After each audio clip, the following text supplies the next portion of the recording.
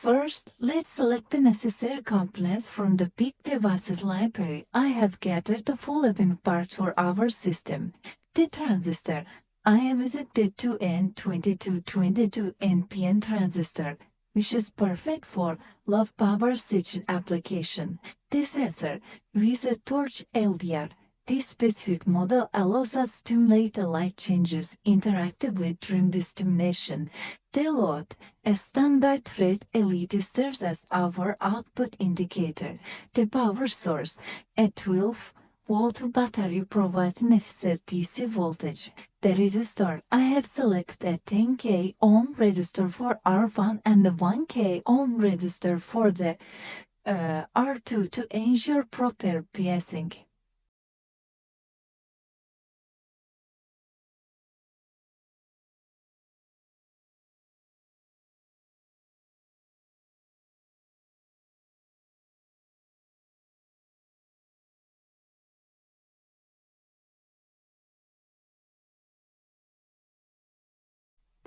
Now, let's follow the wiring process to ensure a complete electrical path. The input stage. I connect the positive terminal of the 12-volt battery to one side of the R1 resistor and the LED's anode. The sensor logic. The other end of the R1 is connected to pin of the LDR and the start of the R2 resistor. This creates a voltage divider network. The control stage. The end of R2 is wired direct to the base of the 2N2222 transistor. This path carries the trigger signal. The output stage. I connect the collector of the transistor to LED's cathode.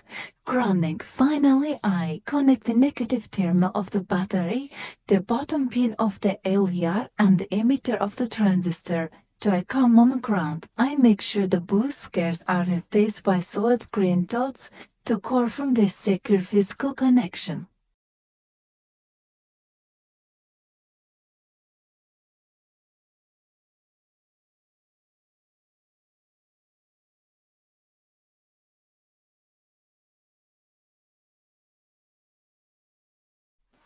Why does the LED turn on? The role of the LDR. The process starts with the LDR. In this circuit, the LDR and the resistor R1 create a voltage divider. When I move the torch away to stimulate darkness, the LDR resistance became extremely high, around 10 ohms. Because the resistance is so high, it stopped pulling the current to the ground. The trigger. Since the current cannot easily flow through the LDR to the ground anymore, it is forced to flow through R1 and R2 directly to the base of 2N2222 transistor. This creates a small positive voltage above 0.7 volt at the base, which acts like a turn the key to a lock.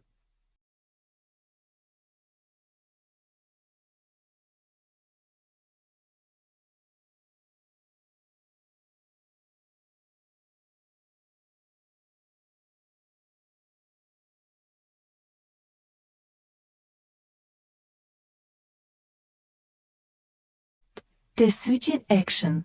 Once the base receives the signal, the transistor enters the saturation region. In this state, the transistor acts like a closed switch. It connects the collector, where the LED is, to the emitter, which is connected to the ground, completing the electrical loop.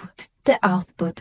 With the circuit loop completed, the current flows from the 12-volt battery through the LED and down through the transistor to the ground. This is why LED glow in the dark.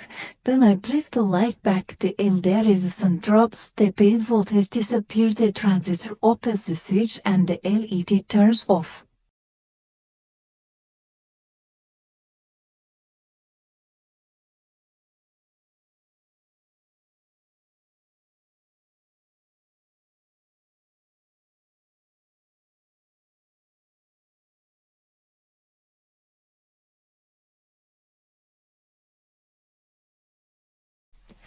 The LED glows because the high resistance of LDR in the dark allows the transistor base voltage to rise, triggering the transistor act as a closed switch, which completes the circuit for the LED.